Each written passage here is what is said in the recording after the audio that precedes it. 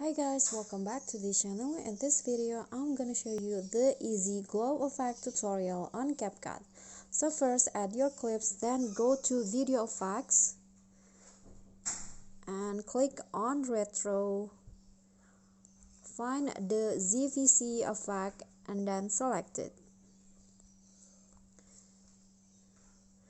Adjust the color and also intensity into 100 and then the filter into 0. Go back and then click on the check icon and then click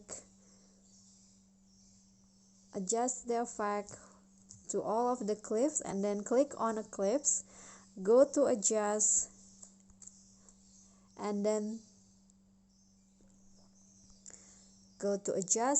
set the saturations into -50. Click on a check icon and now here is the glow effect that you want.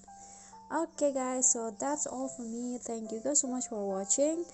If you have any question, feel free to drop them in a comment, and if the video is helpful, remember to click thanks, like and subscribe. I'll catch you all in the following videos. Thank you.